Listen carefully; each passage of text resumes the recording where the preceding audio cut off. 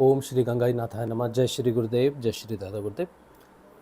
आप सबका स्वागत है आज के सत्संग में। मेरा नाम राज शिव है और मैं एक सिद्ध योग साधक हूँ। सिद्ध योग की साधना करते हैं पिछले 11 वर्षों से लगभग। तो सिद्ध योग से आने वाले परिवर्तनों का जो है प्रचार प्रसार करते हैं। जो भी हमें समझ में आता है अध्यात्म में जो घटना घट रही है या हो रहा है सूक्ष्म रूप से, आंतरिक रूप से, उसको हम कोशिश करते हैं कि अपने शब्दों में कह सके, परिवर्तन को बता सके, लोगों को बता सके कि भौतिक जीवन के साथ साथ आध्यात्मिक जीवन भी बहुत महत्वपूर्ण है। और आध्यात्मिक जीवन को जिस तरह से भौतिक लोग देख रहे हैं कि आध्यात्मिक जीवन कैसा होता है, वैसा नहीं है। आध्यात्मिक जीवन बिल्कुल भी वैसा नहीं है जैसा भौतिक व्यक्ति को लगता है कि ये आध्यात्मिक जीवन है। जैसे आजकल हम रील देखते हैं फ़ोन पे, तो कभी प्रेमानंद जी की रील तो आजकल बहुत चल रही है, कभी प्रेमानंद जी की आ जाती है, कभी किसी की आ जाती है। मतलब बहुत सारे ऐसे गुरु हैं जो जिनकी बातें चलती हैं। नाम तो मुझे सबके याद नहीं रहते, लेकिन हैं बहुत सारे गुरु हैं ऐसे जिनकी रील चलती है, लोग देखते हैं और लोग सोचते हैं कि ये आध्यात्मिक व्यक्ति हैं। कोई व्यक्ति कथा कर रहा है तो वो आध्यात्मिक व्यक्ति है। प्रेमानंद जी आध्यात्मिक व्यक्ति हैं। तो साधारण व्यक्ति देखता है तो सोचता है कि ये तो हमसे नहीं हो सकता, हम तो ग्रस्त जीवन में हैं। लेकिन वो आध्यात्मिक जीवन वैसा नहीं है जैसा आप देख रहे हो। तो आध्यात्मिक जीवन बिल्कुल साधारण जीवन है। एक भौतिक व्यक्ति जिसकी शादी हो चुकी है, जिसके 2 बच्चे हैं, 3 बच्चे हैं, 1 बच्चा है, 6 बच्चे हैं, जितने भी बच्चे हैं उसके, जितना भी बड़ा उसका परिवार है, जितनी भी जिम्मेदारियां उसके ऊपर में है, जो कुछ भी काम कर रहा है, किसी भी प्रकार का काम कर रहा है, किसी भी देश में रह रहा है, वो किसी भी स्थिति में है, चाहे वो किसी परेशानी से ग्रस्त है, चाहे वो जीवन में बड़ा कमज़ोर है, मानसिक रूप से कमज़ोर है, शारीरिक रूप से बीमार है, कोई भी व्यक्ति है, इंसान है, बस एक मनुष्य है, एक व्यक्ति है, वो भी आध्यात्मिक जीवन में प्रवेश करता है।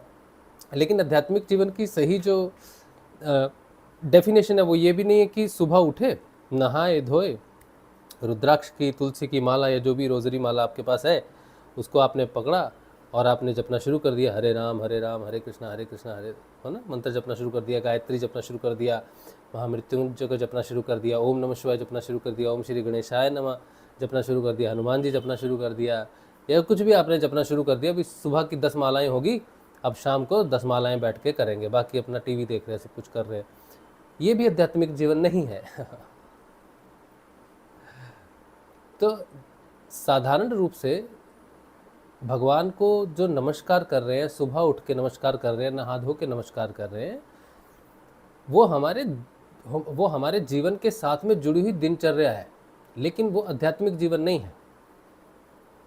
कोई पंडित जी है, ठीक है, अब पंडित जी मंदिर में है, धोती लगाते हैं, जनेऊ पहना है, तिलक लगाया है, रुद्राक्ष, तुलसी पहनी है ना, और सुबह शाम जो है वो मंदिर में रह रहे हैं। वो भी आध्यात्मिक व्यक्ति नहीं है। वो पंडित जी भी आध्यात्मिक व्यक्ति नहीं हो सकते। लेकिन कोई साधारण व्यक्ति है, कोई काम काज में है, किसी का ग्रस्त जीवन में है, कोई नौकरी में है, वो उसका मंदिर कभी जाना नहीं हो रहा, सुबह उसकी माला जप कभी नहीं हो रही, लेकिन फिर भी वो आध्यात्मिक व्यक्ति हो सकता है। अब अध्यात्म क्या है ये संसार को मालूम नहीं है, ये साधारण व्यक्ति को मालूम नहीं है कि अध्यात्म क्या है, अध्यात्म पथ पर चलना किसे कहते हैं। ठीक है, तो आज हम यही जानेंगे कि आध्यात्मिक व्यक्ति किसे कहते हैं। क्या प्रेमानंद जी आध्यात्मिक व्यक्ति हैं? क्या दूसरे जो संत हैं वो क्या आध्यात्मिक व्यक्ति हैं? तो ये आपको आज जानकारी इस सत्संग से हो जाएगी। अध्यात्म जो है, अध्यात्म का मतलब है कि अपनी आत्मा का अध्ययन करना। अब अपनी आत्मा का अध्ययन कोई कैसे कर सकता है, क्योंकि आत्मा तो निर्गुण निराकार है ना। अब कोई कहे कि जैसे हम जनरली कहते हैं कि वेद जो है, उपनिषद जो है, ये ब्रह्म की बात करते हैं, आत्मा की बात करते हैं। वेदों को पढ़ना लोग कहते हैं हमें अध्यात्म की पढ़ाई की है, या हमने वेदों को पढ़ा है, या हमने ज्ञान को सीखा है, उपनिषदों को पढ़ा है, इन सब चीज़ों को पढ़ा है, तो हमने अध्यात्म को जाना है। तो नहीं जाना है अध्यात्म को। किसी भी पुस्तक, किसी भी वेद, किसी भी पुराण से हम अध्यात्म को नहीं जान सकते। उनको पढ़ना भी अध्यात्म नहीं है। ये जो चीज़ें हैं, इन्हें हम या तो कहेंगे वैज्ञानिक स्तर पर ज्ञान प्राप्त करने के लिए हम पढ़ रहे हैं, तो वो भी भौतिक जीवन का हिस्सा हो जाता है, अध्यात्म का जीवन नहीं होता है वो, ठीक है। या फिर हम सोचते हैं कि हम कोई पुण्य करना चाहते हैं, जीवन को अच्छा करना चाहते हैं, तो हम चौपाई पढ़ लेते हैं हनुमान जी की। हमें कोई रोग है, हमें कोई दिक्कत है, हम कोई ना कोई आराधना कर लेते हैं, कोई यंत्र स्थापित कर लेते हैं, घरों में यंत्र स्थापित कर लेते हैं, किसी से करवा लेते हैं। किसी को कोई समस्या होती है तो वो किसी ऐसी जगह जाता है जहाँ पर कोई झाड़ फूंक होती है, झाड़ फूंक लगवा के सोचता है कि मेरी समस्याएं समाधान हो जाएंगी, कोई आध्यात्मिक जगह होगी। इस संसार में कोई भी जगह आध्यात्मिक जगह नहीं है। जैसे कोई व्यक्ति सोचो किसी मंदिर में गया, सुबह नमस्कार करके आ गया, तो कोई बाहर से दूसरा व्यक्ति उसको देखे, अरे रोज मंदिर जाता है, बड़ा आध्यात्मिक व्यक्ति है। नहीं है, रिलीजियस हो सकता है, रिलीजियस हो सकता है क्योंकि वो हिंदू है, मंदिर में जा रहा है, मुसलमान है, मस्जिद में जा रहा है, ईसाई है, संडे के संडे चर्च जा रहा है। ये रिलीजियस है।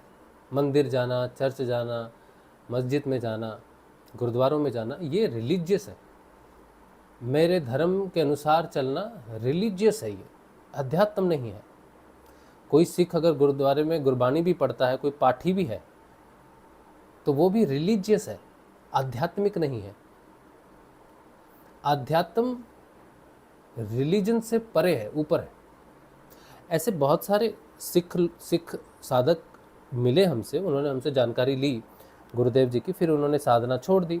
तो उन्होंने कहा कि नहीं, हम तो सिख हैं, तो हम अपने सिख में परिवार में ही हम, या सिख रिलीजन में ही हम अपने जीवन को प्राप्त करेंगे। तो ऐसे व्यक्ति ने एक लंबा रास्ता चुन लिया। ऐसा नहीं है कि सिख रिलीजन पर चलते हुए किसी को आत्मज्ञान नहीं हो सकता, ऐसा नहीं है कि मुसलमान मुस्लिम पथ पर चलते हुए किसी को आत्मज्ञान नहीं हो सकता, हिंदू या ईसाई पथ पर चलते हुए किसी को आत्मज्ञान नहीं हो सकता। ये सही बात नहीं है, वैसे हो सकता है, लेकिन ये पथ बहुत लंबा है, इतना लंबा है कि ये कभी ख़त्म नहीं होगा। ये तब तक ख़त्म नहीं होगा जब तक तुम्हारा रिलीजन बना हुआ है। जब तक तुम अपने रिलीजन में रहोगे, उस रिलीजन पर चलते चलते चलते भी तुम्हें आत्मज्ञान नहीं होगा। जहाँ तुम्हारा उस पथ पर चलते चलते वो रिलीजन ख़त्म हो जाएगा, वहाँ से तुम्हारा आध्यात्मिक पथ शुरू होगा। तो किसी भी रिलीजियस व्यक्ति को आत्मज्ञान या अध्यात्म पथ पर चला हो ऐसा नहीं बोल सकते, ठीक है। इसीलिए सुबह की 10 मालाएं करनी, गणेश जी का नाम जपना, इसका करना, उसका करना, ये कोई अध्यात्म नहीं है। सुबह अल्लाह अल्लाह जपना, ये कोई अध्यात्म नहीं है। जीसस जपना, या कोई भी कुछ भी जप रहे हो आप, वाहेगुरु जी जप रहे हो, कुछ भी जप रहे हो, ये बिल्कुल भी अध्यात्म नहीं है।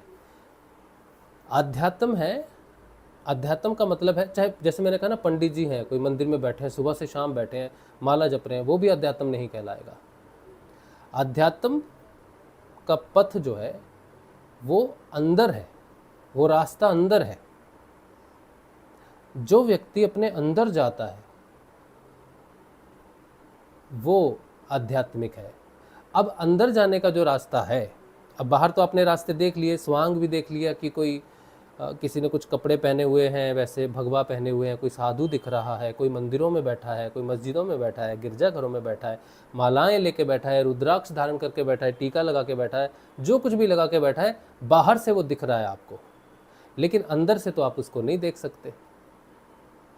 तो जो व्यक्ति कुछ भी करके नहीं बैठा, जिसे आप देखेंगे साधारण व्यक्ति, आप मार्केट जाओ, सब्जी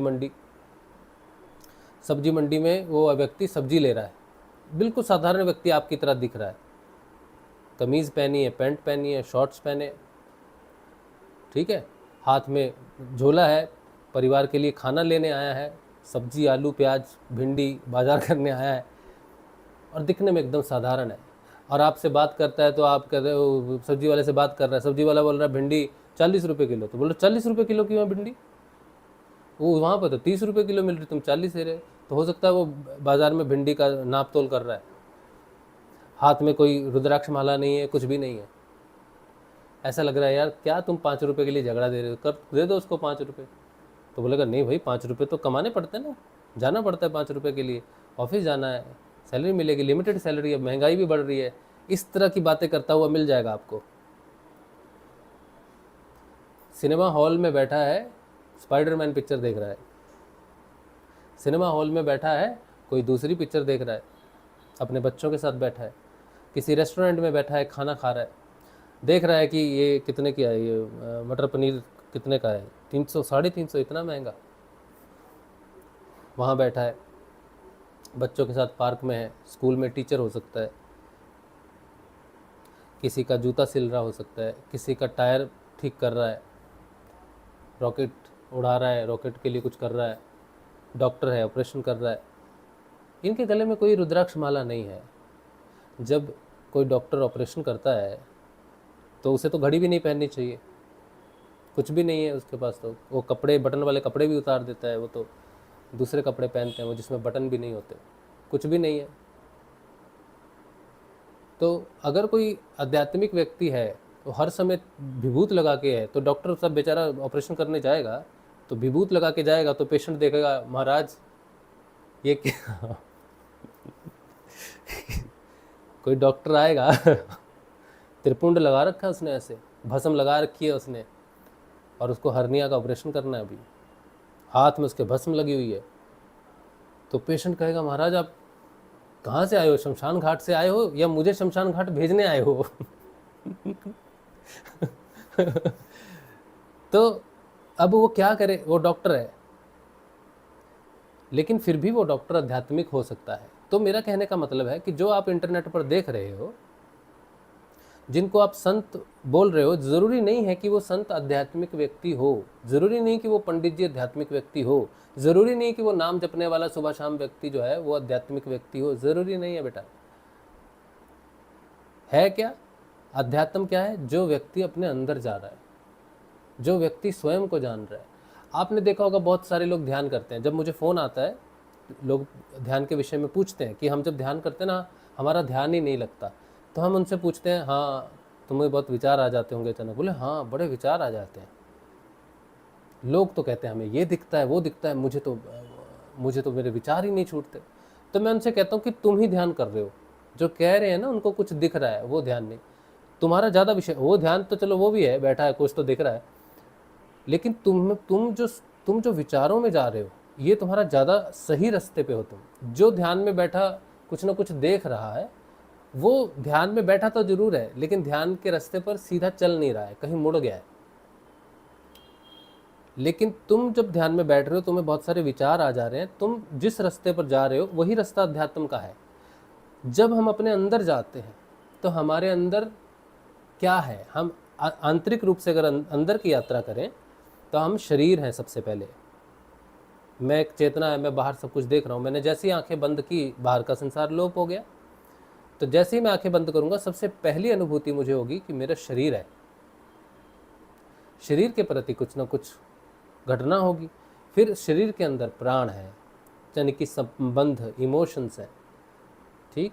फिर उसके अंदर मन है, इच्छाएं हैं, फिर उसके अंदर बुद्धि है। ये 4 बहुत बड़े बड़े स्तर हैं, इनको पार करने में बड़ा समय लग जाता है। तो ध्यान का मतलब है इन चारों स्तरों को पार करके आनंद, सत्य चित आनंद में पहुंचना। तो आध्यात्म वो है जो हमें अंदर लेके जा सके। अब अगर आप सुबह जाओ, आप कहो अच्छा मैं तो सुबह आंखें बंद करके ध्यान करता हूँ तो मैं तो आध्यात्मिक व्यक्ति हूँ, नहीं हो। ध्यान करने वाला व्यक्ति भी आध्यात्मिक व्यक्ति नहीं हो सकता है। वो आध्यात्मिक होने का प्रयास कर रहा है, ये हम कह सकते हैं, लेकिन वो आध्यात्मिक नहीं है। तो आध्यात्मिक प्रयास करने में और आध्यात्मिक व्यक्ति होने में कितना अंतर है। जो व्यक्ति, सोचो कुछ लोग फोन करके क्या बोलते हैं कि हम भी ध्यान करते हैं। हम उनसे पूछते हैं आप किसका ध्यान करते हो, आपके कोई गुरुजी हैं? बोले नहीं हमारे कोई गुरुजी नहीं है, हम शिव जी को गुरु मानते हैं। तो मैंने कहा कौन सा मंत्र जपते हो? तो पंचाक्षरी मंत्र है, ओम नमः शिवाय है, राम जी का कुछ मंत्र है, उस तरह से हनुमान जी का कुछ मंत्र है, या कोई तो राहु के मंत्र जपता है, कोई केतु के भी जपता है, कोई लक्ष्मी जी के जपता है, कोई गणेश जी के जपता है, तो कहते हैं हम ये मंत्र जपते हैं और ध्यान केंद्रित करते हैं। हमारा लेकिन ऐसे कोई गुरु नहीं है। तो ये जो व्यक्ति हैं जो ध्यान कर रहे हैं, ये भी आध्यात्मिक व्यक्ति नहीं है। ये प्रयास कर रहे हैं, ये सोच रहे हैं कि इस तरह से ध्यान करना, इस तरह से किसी देव का नाम जप के अंदर जाना, ये अध्यात्म है नहीं। इस तरह से तो वेद पढ़ने वाला भी आध्यात्मिक व्यक्ति माना जाएगा, उपनिषद पढ़ने वाला, कुरान पढ़ने वाला, बाइबल पढ़ने वाला भी आध्यात्मिक व्यक्ति माना जाएगा नहीं। तो कौन सी ऐसी शक्ति है जो एक ऐसे व्यक्ति को जो अंदर जाना चाहता है, अंदर जाने का प्रयास कर रहा है, उसको आध्यात्मिक व्यक्ति बनाती है, पूर्णता करती है। जिस तरह से हमारा जो शरीर है पंच भौतिक तत्वों से बना हुआ है, अगर इसमें एक भी तत्व की कमी हो तो शरीर नहीं रहेगा, शरीर नहीं बनेगा। पांचों तत्वों का होना जरूरी है। तो आध्यात्मिक व्यक्ति के लिए भी जो सबसे महत्वपूर्ण तत्व है वो है प्रकाश प्रद शब्द, इनलाइटनिंग वर्ड। तो इस संसार में चाहे कितने भी मंत्र हैं,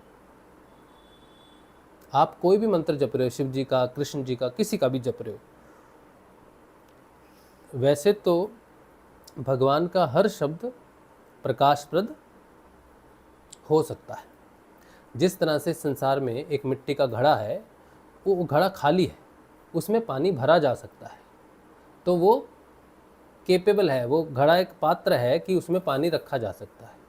इसी तरह से संसार में जितने भी शब्द हैं, जितना भी अक्षर है, वो सारा केपेबल है कि उसमें प्रकाश भरा जा सकता है। तो शब्द क्या है? प्रकाश को ग्रहण करने वाला एक पात्र है, प्रकाश को कंटेन करने वाला, प्रकाश को अपने अंदर समाहित करने वाला कौन है? शब्द है। कुछ लोग पूछते हैं कि एक बार 2-3 दिन पहले ही एक गुरु भाई ने पूछा, सौरभ ने, कि गुरुजी कहते हैं कि नाम जो हम जपते हैं वो हमारे अंदर कहाँ जाता है? पात्रता होनी क्या होती है? पात्र किसे बोलते हैं? तो पात्रता का मतलब है कि हमारे अंदर वो शक्ति हो जिससे हम उस परम चेतना को कंटेन कर सकें। हम अपनी आत्मा को अगर जागृत कर लें तो आत्मा को कंटेन करने वाला कौन है? आत्मा को समाहित करने वाला कौन है? वो शब्द है। तो वो शब्द जो पहले से ही प्रकाशप्रद हो, जब वो हमारे अंदर प्रकट हो जाता है, तब जाके हमारे अंदर प्रकाश होता है। और इस संसार में जो भी व्यक्ति प्रकाशप्रद शब्द का जप करता है, उसको कोई रुद्राक्ष की माला की ज़रूरत नहीं है, तुलसी की माला की ज़रूरत नहीं है, उसको किसी भी प्रकार के कपड़े की, जात की, धर्म की, किसी भी तरह की विधि की, सुबह शाम हजारों मालाओं के जप की, कोई नियम की, किसी भी तरह की ज़रूरत नहीं है। आध्यात्मिक व्यक्ति पूर्ण रूप से नियमों से मुक्त होता है। आध्यात्मिक व्यक्ति पूर्ण रूप से बाहरी स्वांग से मुक्त होता है। आध्यात्मिक व्यक्ति पूर्ण रूप से भोजन से मुक्त होता है। आध्यात्मिक व्यक्ति पूर्ण स्वतंत्र है, हर चीज से स्वतंत्र है, किसी भी बंधन में वो बंधा नहीं है। अगर वो शादीशुदा भी है तब भी उस पर शादी का बंधन लागू नहीं होता है। वो पुरुष है या स्त्री है, ये बंधन भी उस पर लागू नहीं होता है। वो हिंदू, मुसलमान, सिख, ईसाई, जैन, बौद्ध कुछ भी है, वो भी उस पर लागू नहीं होता है। आध्यात्मिक व्यक्ति जो प्रकाशप्रद शब्द का जप करता है, वो किसी भी बंधन से नहीं बंधता, उस पर कोई भी बंधन अपना प्रभाव नहीं छोड़ता, चाहे वो ग्रह हो। जैसे ग्रह होते हैं ना, मंगल है, बुध है, शुक्र है, शनि है, राहु है, केतु है, सूर्य है, ये सारे क्या है? ग्रह हैं। बृहस्पति ग्रह है, ये भी उस पर प्रभाव नहीं डाल सकते जो आध्यात्मिक व्यक्ति है। आध्यात्मिक व्यक्ति आंतरिक रूप से, आंतरिक यात्रा में, वहाँ कोई नहीं पहुँच सकता, कोई भी नहीं पहुँच सकता। जो भी पहुँच सकती हैं चीज़ें, जो भी धर्म है, गुण है, दोष है, भोजन है, जो कुछ भी है, बाहर के जो ग्रह दशा है, जो कुछ भी है, ये किस पर प्रभाव कर सकते हैं? व्यक्ति विशेष पर प्रभाव कर सकते हैं। लेकिन अगर वही व्यक्ति विशेष आध्यात्मिक हो जाए, आध्यात्मिक पथ पर चलना शुरू कर दे, तो फिर अब जितना तो उसके अंदर अध्यात्म प्रकट हो जाएगा, उतने हिस्से पर बाहरी कोई भी चीज़ प्रभाव नहीं डालती है। लेकिन जितना % उसके अंदर व्यक्तिगत रूप से चेतना बचती है, उतने पर प्रभाव पड़ता है, ग्रहों का पड़ता है, धर्म का पड़ता है, जात का पड़ता है, पितरों का पड़ता है, सब चीज़ का प्रभाव पड़ता है व्यक्तिगत चेतना पे। अब मैं जो बता रहा हूँ वो ये कि जो व्यक्ति प्रकाशप्रद शब्द को जप करता करता करता करता करता ऊपर उठ जाता है, वही है, अंदर का ही रास्ता है वो शुरू से पहले कदम से आध्यात्मिक व्यक्ति कहलाया जाएगा। हालांकि उसमें अभी अध्यात्म का वो जो प्रकाश है, वो जो शक्ति है, वो अभी प्रकट हुई नहीं है, लेकिन वो व्यक्ति आध्यात्मिक व्यक्ति है। तो ऐसा संसार में कोई भी व्यक्ति जो साधना कर रहा है आंतरिक रूप से, बाहर किसी को पता भी नहीं चलेगा कि वो साधक है, पता ही नहीं चलेगा उसको देख के कि ये व्यक्ति साधक हो सकता है। वो व्यक्ति अंदर जा रहा है। अंदर जाने के लिए कुछ भी नहीं लगता है, कोई रिक्वायरमेंट नहीं है, सिर्फ मनुष्य होना ही रिक्वायरमेंट है, क्योंकि अंदर का पथ और किसी भी योनि में तय नहीं किया जा सकता है। तो किसी संत को आप देखो या किसी को देखो ज्ञान बांटते हुए देखो, तो ज़रूरी नहीं है वो आध्यात्मिक व्यक्ति है। उनको ज्ञान हो सकता है, क्योंकि तपश्चर्या से ज्ञान आता है, जीवन से ज्ञान आता है। कोई ज्ञानी आध्यात्मिक व्यक्ति नहीं भी हो सकता है, समझे। आध्यात्मिक व्यक्ति वही है जो प्रकाशप्रद शब्द का जप करता है और अपनी आत्मा को जागृत करने के पथ पर चलता है, और आत्मा को जागृत होने के बाद पूर्ण रूप से आत्म स्थिति में प्रतिष्ठित हो जाता है। वही आध्यात्मिक व्यक्ति है जो पूरा जीवन मालाएं जपता है, लेकिन उसका प्रयास आत्म जागृति का नहीं होता, या अगर उसका प्रयास आत्म जागृति का हो भी, लेकिन वो जो जप कर रहा है वो शब्द प्रकाशप्रद नहीं है, तब भी वो आध्यात्मिक व्यक्ति नहीं कहलाएगा। यमराज के पास खड़ा होगा कि मैंने 50 साल तक अध्यात्म के रास्ते पर चला हूँ, तो यमराज उनसे पूछेगा किसका जप किया था तुमने, तुम्हारे गुरु जी का नाम क्या है, यही पूछेगा यमराज। कोई भी अगर कहे कि मैं आध्यात्मिक व्यक्ति हूँ, तो यमराज यही पूछेंगे कि बेटा आपके गुरु जी का नाम क्या है। तो इससे ये संबंधित होता है कि यमराज ने ये नहीं पूछा कि तुम आध्यात्मिक व्यक्ति हो क्या, उन्होंने पूछा तुम्हारे गुरु जी का नाम क्या है। इसका अर्थ है कि कोई भी व्यक्ति आध्यात्मिक व्यक्ति तब हो सकता है जब उसके पास गुरु हो। क्यों? क्योंकि जो प्रकाशप्रद शब्द है वो लिखा हुआ नहीं आपको मिलेगा, पुस्तकों में लिखा हुआ नहीं मिलेगा, वो आपको मिलेगा गुरु के द्वारा। और जो शब्द प्रकाशप्रद होता है वो गुरु से क्यों मिलता है? क्योंकि गुरु प्रकाश कहलाता है। शब्द कोई भी हो सकता है, लेकिन शब्द में जो प्रकाश भरा होता है वो प्रकाश क्या है? वो गुरु है। तो अगर मैं कहूँ कि मेरे पास एक प्रकाशप्रद शब्द है, तो इसका मतलब है कि मेरे पास एक गुरु शब्द है, मेरे पास एक गुरु मंत्र है, मेरे पास एक ऐसा मंत्र है जिसके अंदर चेतना वास करती है गुरु की। तो ये गुरु कौन है? गुरु का मतलब होता है जो अंधकार से प्रकाश की तरफ लेके जाए। प्रकाशप्रद शब्द का अर्थ भी होता है जो प्रकाश करे, और इस संसार में जो प्रकाश करता है वो कौन है? सत्य है। और सत्य कहाँ से प्रकट होता है? आत्मा से प्रकट होता है। जहाँ आत्मा प्रकट हो जाती है वहाँ जो प्रकाश होता है उसे सत्य कहते हैं, सत्य प्रकाश। तो प्रकाशप्रद शब्द का मतलब है आत्मा से प्रकट होने वाला प्रकाश। गुरु आत्मा है। गुरु समर्थ सद्गुरु। गुरु भी 3 प्रकार के हैं। एक गुरु जो भौतिक शिक्षा देता है, एक गुरु जो आध्यात्मिक शिक्षा देता है, सतोगुण की शिक्षा देता है, अच्छे कर्म करने की शिक्षा देता है, भोजन के बारे में क्या करना है, जीवन की दिनचर्या कैसी है, भगवान की सेवा कैसी है, ये जो सारे सेवा कार्य हैं ये सद्गुरु देते हैं। जो शिक्षा है, सद्गुणी शिक्षा है, ये सद्गुरु देते हैं, संत देते हैं। लेकिन समर्थ सद्गुरुदेव कोई शिक्षा नहीं देते हैं। वो नहीं बताते कि आपको जीवन में क्या करना है। वो कहते हैं आपको जो भी करना है आप स्वतंत्र हो, लेकिन इसके साथ जो आपको निश्चित रूप से करना है वो ये कि जो शब्द मैं बताऊंगा उसका जप करना है, बस यही मेरी आज्ञा है। समर्थ सद्गुरुदेव एक शब्द देते हैं और उसके जप की एक विधि बताते हैं, बस। इससे ज़्यादा समर्थ सद्गुरुदेव कुछ भी नहीं करते, कुछ नहीं देते, कुछ नहीं मांगते, कुछ नहीं पूछते। जो भी उनके पास जाता है वो किसी जाति का हो, किसी लिंग का हो, किसी धर्म का हो, किसी विचार का हो, किसी भी गुण में हो, कोई भी हो, वो जाता है, नमस्कार करता है, गुरु उसको कुछ भी नहीं पूछते। समर्थ सदगुरुदेव कुछ भी नहीं पूछते, कुछ भी नहीं मांगते, ना कोई दक्षिणा मांगते हैं, ना किसी प्रकार की कोई विधि मांगते हैं, ना कुछ करने के लिए बोलते हैं, ना कुछ त्यागने के लिए बोलते हैं। कहते हैं कि बेटा क्या करना है तुमको, तो बस इतना कहता है कि मुझे आपकी शरण चाहिए। तो गुरु कहते हैं कि ये नाम दे रहा हूँ, इस नाम को जपना। जैसे गुरु बताता है वैसे उस नाम को जपना, और गुरु जो बताएगा कि मेरा ध्यान करना, बस। इसके सिवाय तुम क्या करते हो, क्या खाते हो, कौन हो, किधर से आए हो, किधर जाओगे, इससे उसका कोई लेना देना नहीं है। गुरु तो अंदर जाने का मार्ग बताता है। तो आध्यात्मिक व्यक्ति वो है जिसके पास प्रकाशप्रद शब्द है, और वो गुरु समर्थ सदगुरुदेव का दिया हुआ है। पूरा अध्यात्म, जो पूरा आध्यात्म है, वो पूरा सिमटा हुआ है किसमें? एक शब्द में। एक शब्द में भगवान वास करते हैं, आत्मा वास करती है। आत्मा का वास स्थान है शब्द। उसी शब्द से सारे रास्ते, सारे दरवाजे खोले जा सकते हैं, चाहे वो कोई भी दरवाज़ा हो, उस प्रकाशप्रद शब्द से खुल जाता है, जिसे कहते हैं मास्टर की। इसी तरह से प्रकाशप्रद शब्द मास्टर की है। वो हमारे अंदर के वो सारे द्वार खोल देता है, सारी नाड़ियाँ खोल देता है, पूरा शरीर प्रकाशप्रद कर देता है।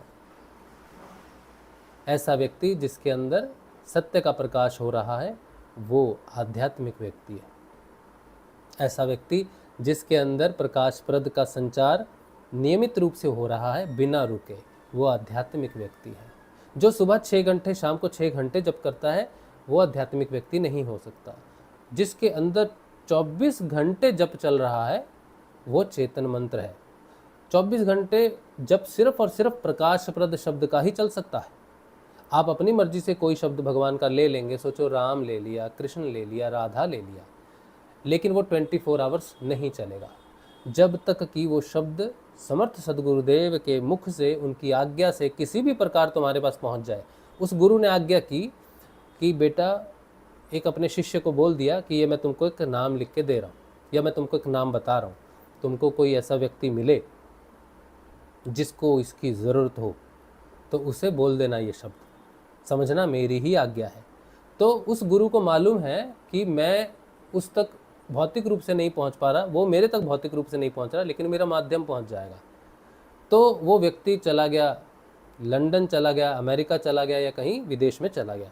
वहाँ पर उसको कोई व्यक्ति मिला जो चाह रहा था कि वो अपने अंदर की यात्रा करे। वो उससे मिला तो उसने कहा, क्या हम तुम्हें एक मंत्र देंगे, हमारे गुरुजी ने आज्ञा दी है, हम तुम्हें वो देते हैं। अगर वीडियो हो गुरुजी का तो चला दिया, उनकी तस्वीर हो तो दे दी, लेकिन कुछ नहीं भी है, गुरु की आज्ञा है, और कह दिया कि उनकी आज्ञा थी कि कोई मिले तो दे देना, शायद तुम्हारे लिए हो या पूरे संसार के लिए हो, तो वो शब्द वहाँ भी कार्य करेगा, क्योंकि गुरु ने आज्ञा देके भेजा कि जो तुम्हें मिलेगा उसे दे देना। तो उसे मालूम है कि उसे कितने और कब और कहाँ मिलेंगे। तो प्रकाशप्रद शब्द वो शब्द है जिसके अंदर गुरु की आज्ञा समाहित है। अच्छा, वही प्रकाशप्रद शब्द अगर गुरु कहे कि बेटा ये मंत्र मैं तुमको दे रहा हूँ, लेकिन तुम आगे किसी को मत देना, लेकिन वो गया, लंदन गया, अमेरिका गया, कहीं भी गया, जापान गया, और कोई व्यक्ति उसे मिला, उसने कहा कि मैं बड़ा दुखी हूँ, अध्यात्म पथ पर चलना चाहता हूँ, और वो कहे कि हाँ मेरे पास एक शब्द है, मैं तुम्हें दे रहा हूँ, तो जब वो व्यक्ति उसको वो शब्द देगा तो वो शब्द प्रकाशप्रद नहीं रह जाएगा। क्यों? क्योंकि गुरु की आज्ञा नहीं है। गुरु ने कहा था ये किसी को देना नहीं। तो वही शब्द जब गुरु की आज्ञा से किसी दूसरे व्यक्ति के लिए प्रकाशप्रद बन सकता है, वही शब्द उसी स्थिति में प्रकाशप्रद नहीं बनेगा, क्योंकि गुरु की आज्ञा नहीं है। तो किसी भी शब्द के अंदर जो जागृति है वो किस कारण है? गुरु की आज्ञा के कारण है। यानी कि जो प्रकाश है किसी शब्द में, वो किसकी आज्ञा का पालन करता है? गुरु की आज्ञा का पालन करता है, समर्थ सदगुरुदेव की आज्ञा का पालन करता है। एक ही शब्द जो प्रकाशप्रद हो सकता है गुरु की आज्ञा से, वही शब्द प्रकाशहीन हो सकता है गुरु की आज्ञा से। तो प्रकाशप्रद शब्द की भी अस्तित्व गुरु से है। इसीलिए यमराज के पास जाके कोई व्यक्ति कहे कि मैं आध्यात्मिक व्यक्ति हूं, तो यमराज पूछेगा कि तुम्हारे गुरु जी का नाम क्या है।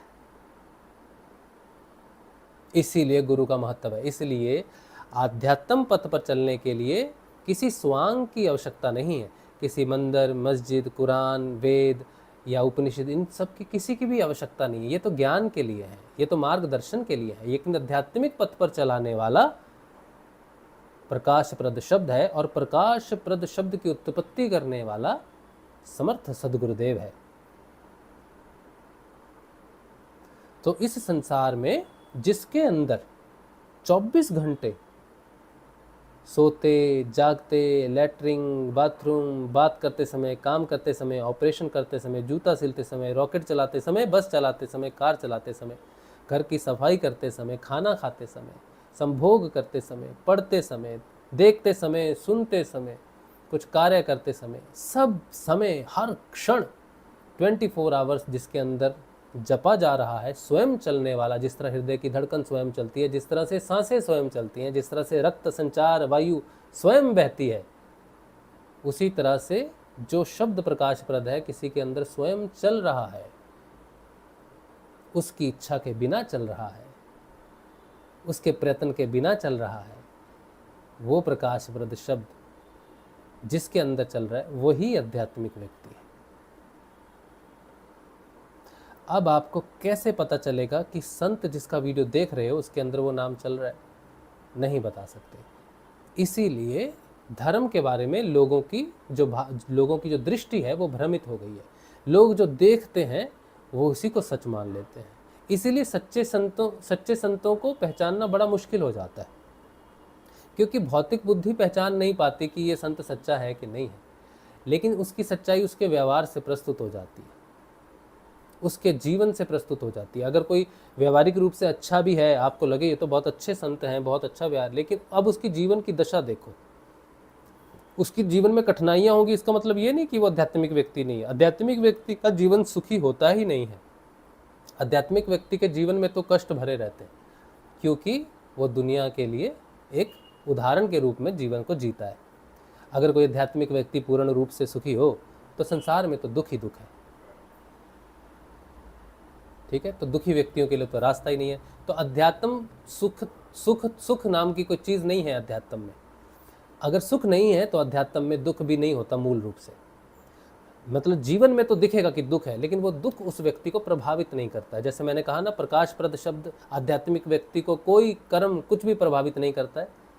होता जरूर है, प्रभावित होता जरूर है, पानी में खड़ा जरूर है, लेकिन पानी उसको भिगोता नहीं है। कहने का मतलब ये है, जैसे कमल का फूल है, पानी में ही रहता है, लेकिन उसकी पंखड़ियों पर पानी टिकता नहीं है। इसी तरह से आध्यात्मिक व्यक्ति संसार में रहता हुआ, सुख दुख में रहता हुआ, कर्म भोग में रहता हुआ भी कर्मों से लिप्त नहीं होता है।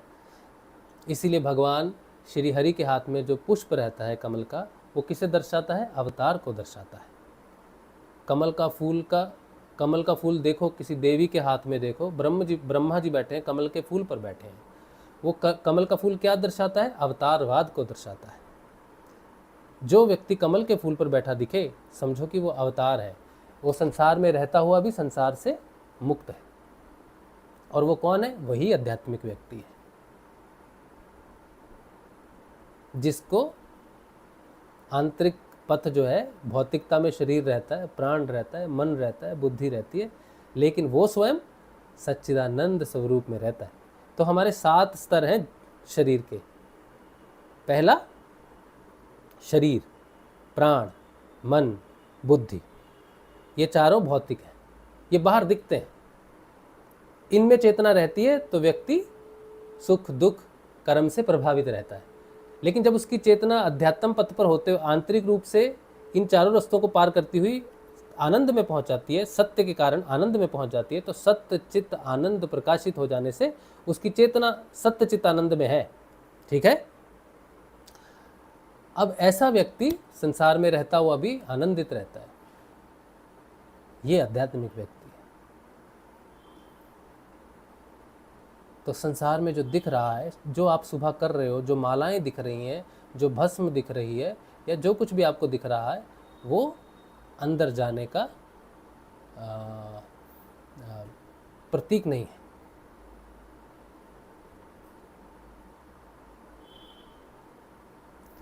हाँ? कोई पंडित जी बैठे हैं, ग्रंथ पढ़ रहे हैं, ग्रंथों का अध्ययन चल रहा है, हाँ? तो तो आप सोचते हो कि ये तो संस्कृत बोल रहा है, बड़ी अच्छी, क्या बात है, क्या ही श्लोक बोल रहा है, सारे श्लोक रटे हुए हैं उसको। वो आध्यात्मिक व्यक्ति नहीं हो सकता है।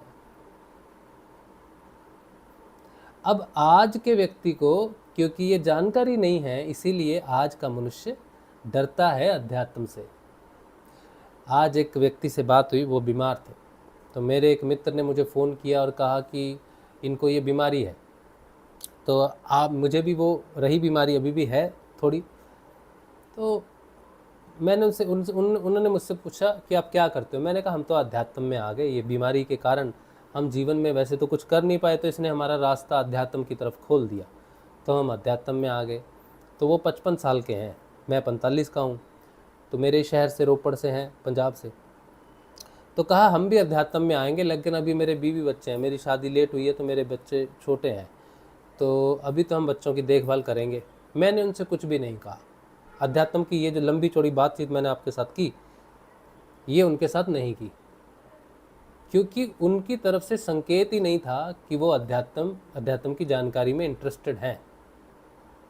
सकारात्मक अच्छे व्यक्ति हो सकते हैं, परिवार का पालन पोषण कर सकते हैं, ईमानदार हो सकते हैं, लेकिन अध्यात्म की तरफ जाने के लिए सकारात्मकता नहीं है। ऐसा भी नहीं कि वो नकारात्मक व्यक्ति है, परिवार का पालन पोषण करना, सब कुछ कर रहे हैं, साधारण व्यक्ति की तरह, कोई क्रिमिनल तो नहीं है, गाड़ी चलाते हैं, शायद ट्रक चलाते हैं, लेकिन सकारात्मक व्यक्ति नहीं है। क्यों नहीं है? क्योंकि अंदर नहीं जाना चाहते। तो सकारात्मकता का संबंध किस चीज़ से है? अंदर जाने से है। जो व्यक्ति अपने दुखों का कारण बाहर ढूंढता है वो नकारात्मक है। जो अपने शांति का या अपने उपायों का सलूशन ये समझता है कि कोई झाड़ा कर देगा, कोई हमारी मदद कर देगा, कोई बाहर से हमें मेडिटेशन करवा देगा, या बाहर से हमारे भूत प्रेत निकाल देगा, या बाहर से किसी भी प्रकार से मेरी मदद कर देगा मेरी शांति के लिए, वो व्यक्ति सकारात्मक नहीं है, चाहे फिर वो समर्थ सद्गुरुदेव का शिष्य ही क्यों ना हो। तब तक उस पर समर्थ सद्गुरुदेव का कोई प्रभाव नहीं होगा। समर्थ सद्गुरुदेव के शब्द का प्रभाव तब किसी पर प्रकट होता है जब कोई व्यक्ति सकारात्मक हो जाता है। और सकारात्मक होने का मतलब है कि उसकी कोई भी समस्या हो, शरीर की, प्राण की, मन की, बुद्धि की कोई भी समस्या हो, जब उसका समाधान वो अपने अंदर ढूंढने के लिए यात्रा प्रारंभ करता है, तभी गुरु की कृपा होती है।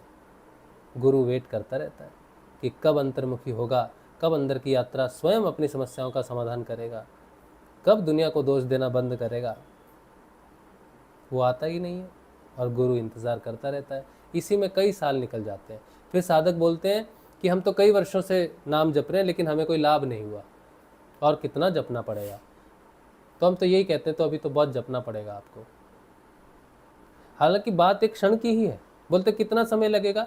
मैंने एक क्षण लगेगा। बोले हमारा क्यों नहीं हो रहा? तो आपको बहुत समय लगेगा। हमें क्यों समय लगेगा? प्रारब्ध। क्यों? क्योंकि आप अंतर्मुखी नहीं होना चाह रहे। आप सोच रहे हैं कि गुरु के शब्द से आपकी समस्याओं का समाधान हो जाएगा, जबकि ऐसा नहीं होगा। आपकी समस्याओं का समाधान आपके अंदर जाने से होगा।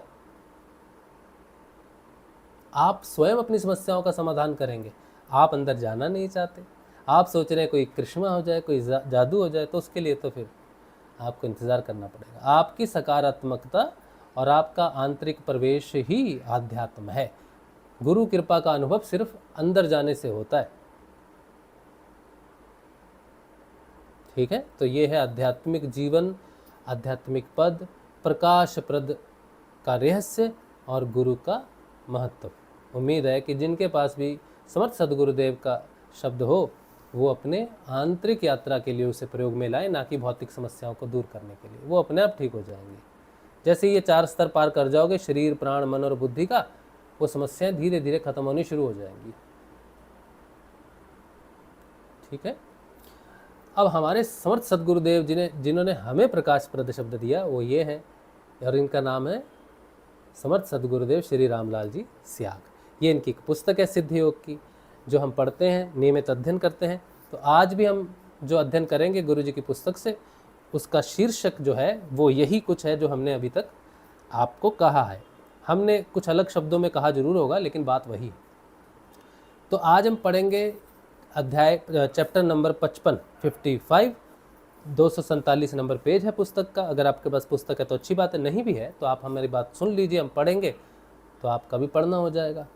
ठीक है, चलिए प्रश्न उत्तर जो है वो हम बाद में लेंगे, पहले पढ़ लेते हैं। गुरुजी लिखते हैं, संसार के लोग आध्यात्म से निराश और विमुख क्यों हैं। ये बात 26 मार्च 1988 की है जब गुरुजी ने ऐसा लिखा। कहते हैं, हम देख रहे हैं हर धर्म में ईश्वर के प्रति निराशा और विमुखता इस समय चरम सीमा पर पहुंच चुकी है। संसार के सभी धर्मों के लोगों ने एक प्रकार से धर्म गुरुओं से विद्रोह कर दिया है। भौतिक दृष्टिकोण से विचार करें तो हम पाएंगे कि इसमें वे लोग दोषी नहीं हैं जिनका विश्वास धर्म से उठ चुका है।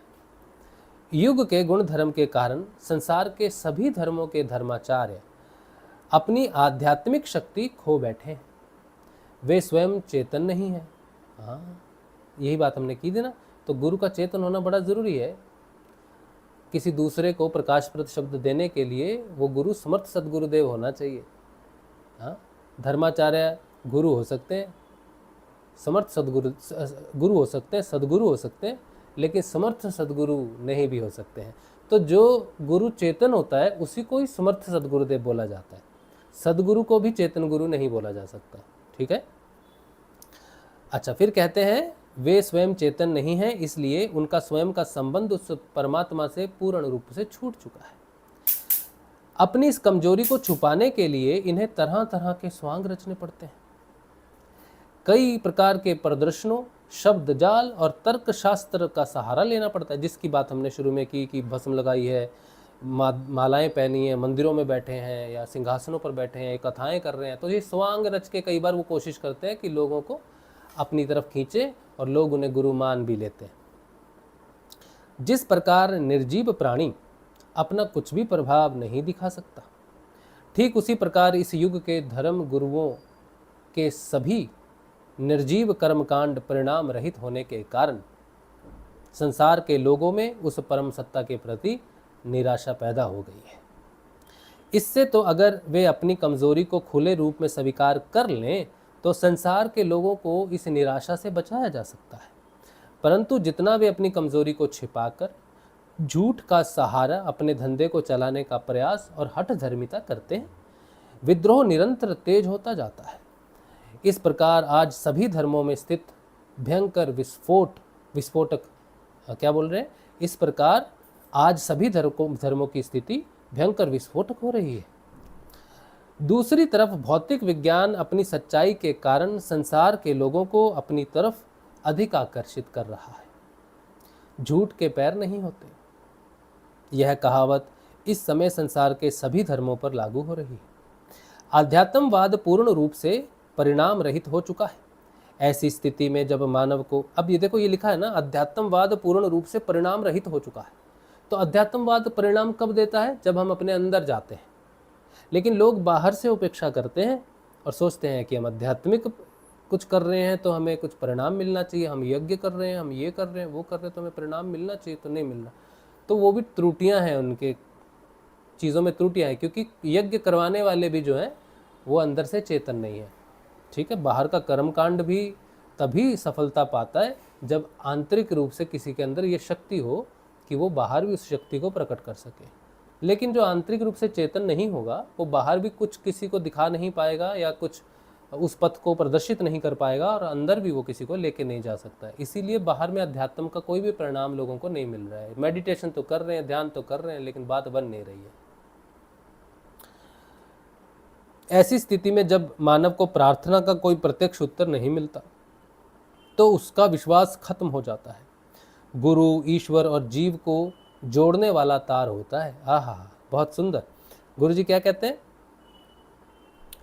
गुरु ईश्वर और जीव को जोड़ने वाला तार होता है। अगर तार कटा फटा नहीं है और वह उस परम सत्ता से जुड़ा हुआ है तो जो प्राणी उस गुरु से जुड़ेगा उसके अंदर उस परम सत्ता का प्रकाश हुए बिना वह नहीं रह सकता। एक बार प्रकाश हुआ कि जीव चेतन हो जाता है। इस प्रकार एक जलता हुआ दीपक असंख्य दीप प्रज्वलित करने का सामर्थ्य रखता है और पूरे संसार का अंधकार दूर कर सकता है। सभी धर्म गुरु कहते हैं कि ईश्वर घट घट का वासी है। इस प्रकार संसार के सभी दीपकों में तेल और बाती है। उसे मात्र प्रज्वलित करने की देरी है। सारा संसार उस परम सत्ता के प्रकाश से जगमगा उठेगा। पहला दीपक जलना ही कठिन होता है। एक प्रज्वलित दीपक पूरे संसार के दीपकों को प्रज्वलित करके संसार के अंधकार को भगाने में सक्षम होता है। अतः एक ही चेतन संत सद्गुरुदेव पूरे संसार के जीवों को चेतन कर सकता है। एक समर्थ सद्गुरुदेव हो तो पूरे संसार को चेतन कर सकता है। संत सद्गुरु का संबंध, अब आप सोचो कितने गुरुओं से आप देखते हो इंटरनेट पर, कितने गुरु हैं, तो संसार का अंधकार क्यों नहीं मिटा? जब तक संत सद्गुरुदेव नहीं पहुंचेगा उसके जीवन में, तब तक उसका अंधकार ठीक नहीं होगा, तब तक उसके जीवन से अंधकार नहीं मिटेगा। तो एक संत सद्गुरुदेव जो होता है उसका जो प्रचार प्रसार होता है वो उसके शिष्यों के माध्यम से होता है। जो स्वयं गुरु चमकता है सबके सामने, सब देखते हैं कि ये गुरु है, ये बोल रहा है, ये ज्ञान दे रहा है, वो गुरु प्रकाश नहीं कर सकता, क्योंकि वो तो बाहर से प्रयास कर रहा है। लेकिन संत सद्गुरुदेव बाहर से कोई प्रयास नहीं करते हैं। वो जिस शिष्य को चेतन करते हैं वो शिष्य बोलता है। शिष्य के अंदर बोलने वाली सत्ता गुरु है। जो स्वयं बोल रहा है और गुरु भी कहला रहा है वो गुरु नहीं हो सकता। लेकिन जो खुद शांत है उसका शिष्य बोल रहा है, तब अपने शिष्य के अंदर बोलने वाला गुरु है। शिष्य का प्रकाश ही गुरु की क्षमता का प्रमाण है, प्रमाण है उसका कि ये शिष्य है, ये चमक रहा है। किसका शिष्य है? उस गुरु के पास जाना चाहिए। अच्छा, फिर कहते हैं संत सद्गुरुदेव का संबंध उस परम सत्ता से सीधा जुड़ा होता है। अतः उससे जुड़ने वाले सभी जीवों में उस परम सत्ता का प्रकाश प्रज्वलित हो जाएगा। ऐसे संत से जुड़ने पर अगर जीव अपने पापों को अंगीकार करके उन्हें त्यागने की ईश्वर से करुण प्रार्थना करे तो तत्काल चमत्कार होता है। कितनी सुंदर बात गुरुजी ने लिखी है, कितनी सुंदर बात है। गुरुजी कहते हैं समर्थ सद्गुरुदेव के साथ जुड़ने के बाद जीव के अंदर क्या भावना होनी चाहिए? एक्सेप्टेंस होनी चाहिए कि मेरे जीवन में जो भी दुख है, जो भी घटनाएं हैं, वो मेरे कर्मों के कारण है। कोई व्यक्ति विशेष मेरी किसी दुर्गति का कारण नहीं है। चाहे किसी व्यक्ति ने सामने से मुझे देखते हुए ही मुझे हानि पहुंचाई हो, लेकिन फिर भी मैं उस व्यक्ति को दोषी नहीं मानता हूं, क्योंकि मुझ तक पहुंचने वाला दुख और सुख मेरे कर्मों के कारण है। कोई व्यक्ति विशेष मुझ तक तब तक नहीं पहुंच सकता, मेरा सुख और मेरा दुख मुझ तक तब तक नहीं पहुंच सकता जब तक कि मेरा कर्म प्रभावित नहीं होता है। तो मैं अपने कर्मों को शिरोधार्य करता हूँ, अच्छे और बुरे इन सब कर्मों को शिरोधार्य करके समर्थ सद्गुरुदेव के पास आया हूँ कि मेरा उद्धार हो। मैं अपने जीवन में मेरे कष्टों का कारण किसी को नहीं मानता और अपने उन कर्मों को गुरु के चरणों में रखकर निष्काम होने की जिसके अंदर शक्ति हो, वही गुरु के प्रकाश को प्राप्त करता है। फिर कहते हैं ऐसे व्यक्ति के अंदर से अंधकार यानी तामसिक वृत्तियां तत्काल हमेशा हमेशा के लिए विदा होकर उसका स्थान सात्विक वृत्तियां ले लेती हैं। इस प्रकार एक ही चेतन संत सद्गुरु से चेतन जीव से जुड़ने वाले सभी जीव चेतन होते ही चले जाएंगे। कितना सुंदर व्याख्यान है गुरु जी का। क्या कहते हैं गुरुदेव? जैसे अभी हमने बोला था कि गुरु जी प्रकाश है, लेकिन जगत उनको डायरेक्ट प्रकाश को देख नहीं सकता क्योंकि वो प्रकाशित है। उस प्रकाश को देखने की क्षमता साधारण मनुष्य में नहीं है। लेकिन वो प्रकाश अगर कोई बल्ब है, बल्ब के अंदर चला जाए तो बल्ब प्रकाशित हुआ है, देख सकते हैं। तो शिष्य क्या है? एक बल्ब है, एक दीपक। जैसे कहा ना गुरुदेव ने, दीपक है, दिया भी है, बाती भी है। लेकिन प्रकाश जो है वो अगर उसमें आ जाए दीपक में तो जलता हुआ दीपक सबको दिखता है। बल्ब बुझा हुआ किसी को नहीं दिखता है, पात्र है, लेकिन उसमें अगर प्रकाश आ जाए, लाइट आ जाए तो जल गया, तो लोग देखते हैं कि ये तो प्रकाश है। इसी तरह से गुरुदेव यहाँ पर कह रहे हैं कि जैसे चेतन गुरु से कोई शिष्य जुड़ता है और वो शिष्य चेतन हो जाता है, वो चेतन शिष्य ही पूरे संसार में घूम घूम के लोगों तक उस चेतनता का प्रचार करता है। उस व्यक्ति से जुड़ते ही, मतलब जुड़ने का मतलब है उस व्यक्ति के संपर्क में आने से उस प्रकाश का पता पूछेंगे, वो प्रकाश कहेगा ये है प्रकाश, इसका नाम जपो। इस तरह से एक ही गुरु अपने चेतन शिष्यों के माध्यम से पूरे संसार को चेतन कर देगा। प्रकाश एक ही है, दिए अनेक हैं। कितनी सुंदर बात गुरुजी ने लिखी है। जब यह क्रम वह परम सत्ता चला देती है तो पूरे संसार में उस प्रकाश के फैलने में कोई देरी नहीं लगती। इस प्रकार से चेतन हुए सभी प्राणियों को प्रार्थना का प्रत्यक्ष जवाब मिलेगा और उसका मन उस परमानंद से सराबोर हो जाएगा। जब यह आनंद एक प्राणी में प्रकट हो जाता है तो पूरे संसार के प्राणियों में प्रकट होने में कोई समय नहीं लगता है। संसार में युग परिवर्तन अनंत काल से चला रहा है। यह काल चक्र ना कभी रुका है और ना रुकेगा। जिस प्रकार भारत के बाद दिन और दिन जिस प्रकार रात के बाद दिन और दिन के बाद रात आती ही है, उसी क्रम में युग परिवर्तन भी उस परम सत्ता द्वारा निर्धारित समय पर होगा। कोई भी जीव प्राप्त शक्ति और अधिकार को स्वेच्छा से छोड़ना नहीं चाहता है। इसी प्रकार तामसिक वृत्तियां भी अपनी स्थिति इस संसार में बनाए रखने का संघर्ष करती हैं, परंतु परिवर्तन आज तक कभी नहीं रुका है।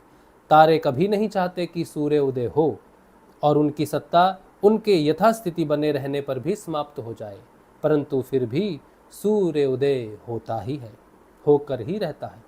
इसी तरह से युग परिवर्तन भी होगा और प्रकाश भी होगा और अंधकार मिटेगा। ये प्रकृति का अटल नियम है और वो प्रकाश गुरु के होने से ही, उसके प्रकट होने से ही संभव है, आध्यात्मिक यात्रा से संभव है, अंतर्गति से संभव है। चलिए, तो ये आज का हमने अध्ययन कर लिया गुरु जी की पुस्तक का, और प्रकाशप्रद शब्द क्या है, आध्यात्मिक जीवन क्या है और गुरु का महत्व क्या है, ये भी आपने जान लिया है। अब आपका कोई प्रश्न रहा जो आगे बढ़ सके हम तो जरूर ले लेते हैं। मिस्टर नोबडी इनका आईडी है। प्रणाम, जय गुरुदेव। आप कैसे हो जी? बस गुरु कृपा है, चल रहे हैं।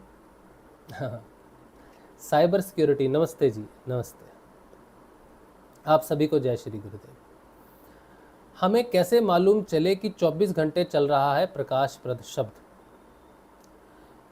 कैसे पता चले? उसके लिए ए जपा जाप, ए जपा जाप से ये मालूम चलता है कि हमारे अंदर वो प्रकाशप्रद शब्द चल रहा है। तो ए जपा जाप के बारे में तो आज हम बात नहीं करेंगे, उसके विषय में फिर कभी बात करेंगे। क्या मैं आध्यात्मिक व्यक्ति हूँ या नहीं? ये तो मैंने आपको बता दिया कि अगर आपके अंदर प्रकाशप्रद शब्द चल रहा है, ए जपा जाप आपके अंदर चल रहा है, तो आप आध्यात्मिक व्यक्ति हैं। चलिए, बाकी तो कोई प्रश्न है नहीं। उम्मीद है कि ये सत्संग एटलीस्ट एक ऐसे व्यक्ति तक पहुँचे जिसे गुरु की जानकारी हो और वो गुरुदेव से जुड़े। गुरुदेव से जुड़ने के लिए, समर्थ सदगुरुदेव से जुड़ने के लिए आप मुझे व्हाट्सएप कर सकते हैं, हम आपको गुरु जी की सारी जानकारी भेज देंगे। सिद्ध योग पूर्ण रूप से निःशुल्क है। कोई भी व्यक्ति अपने घर में बैठ के, गृहस्थ जीवन में बैठ के, वो इस मंत्र का अगर जप करे मन ही मन में, जैसे गुरु जी बताते हैं कि मंत्र का जप करना, ध्यान करना मन ही मन में, यही आपको आत्म रूप से प्रतिष्ठित करेगा, जागृत करेगा। जो शब्द गुरुदेव देते हैं वो प्रकाशप्रद शब्द है। उस शब्द की प्राप्ति के लिए आप इंटरनेट पर सर्च भी कर सकते हैं, समर्थ सदगुरुदेव श्री राम लाल जी सियाग।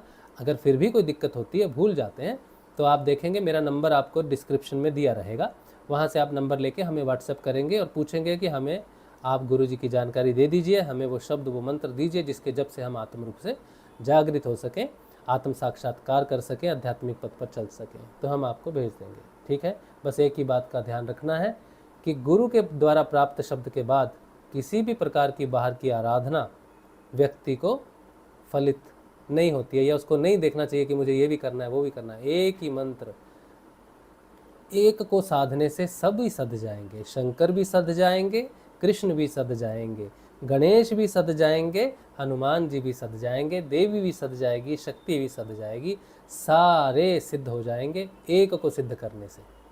ठीक है, तो गुरु द्वारा प्राप्त मंत्र हो जाए तुम्हें, प्रकाशप्रद शब्द मिल जाए तुम्हें, उस शब्द को गुरु के अनुसार जपना चाहिए। बाकी किसी और आराधना की आवश्यकता मनुष्य को जीवन में नहीं रहती। ठीक है, मेरा नंबर 877727121139। मेरा नाम राज शिव है, राजू शर्मा भी आप मुझे बुला सकते हो। ठीक है, अच्छा, ये नंबर है, इस पर आप सिद्ध योग की जानकारी ले सकते हैं। चैट में मैंने मैसेज दे दिया, ये आपको नीचे वीडियो डिस्क्रिप्शन में भी मिल जा रहा है। और ये जो सत्संग है ये आपके सहयोग से चलता है, तो जो सहयोग करते हैं उनके लिए तो हम धन्यवाद उन्हें कहते हैं कि आपके सहयोग से ही हम लोगों तक पहुंच पाते हैं और अध्यात्म का प्रचार प्रसार, गुरुदेव का प्रचार प्रसार कर पाते हैं। तो आपका बहुत बहुत धन्यवाद। जो लोग सहयोग अभी नहीं करते हैं उनसे मेरी प्रार्थना है कि आपके सहयोग से बहुत अंतर आता है साधना में प्रचार प्रसार के लिए। ठीक है, तो सहयोग करें, कुछ ना कुछ सहयोग सत्संग को जरूर करें, क्योंकि पूर्ण रूप से सत्संग सिर्फ सहयोग पर निर्भर करता है। ठीक है, चलिए, चैनल को सब्सक्राइब आप करेंगे नहीं करेंगे कोई बात नहीं, इट्स ऑल राइट। चैनल को ज्वाइन करें, उससे भी यूट्यूब के माध्यम से हमें कुछ ना कुछ सहयोग मिलता है। ठीक है, अगर आप 100 रुपये यूट्यूब को देते हैं तो 70 रुपये यूट्यूब हमें देता है। तो अगर आप डायरेक्ट हमें सहयोग करते हैं तो 100 रुपये देते हैं तो 100 रुपये ही मिलते हैं। मैं एक एग्जांपल दे रहा हूँ, अपनी क्षमता अनुसार आप सत्संग में सहयोग करें तो हमें भौतिक जीवन में कोई कष्ट ना होते हुए हम पूर्ण रूप से आध्यात्मिक जीवन पर कंसंट्रेट कर सकते हैं। बाकी सब गुरु जी की इच्छा से और गुरु जी की कृपा से होता है, ऐसा मानना चाहिए हमें भी और आपको भी। आज का सत्संग भगवान श्री गुरुदेव के श्री चरणों में। कल मिलेंगे हम लोग, कल शाम के ध्यान में और फिर सत्संग में। जय श्री गुरुदेव जी, जय श्री दादा गुरुदेव जी।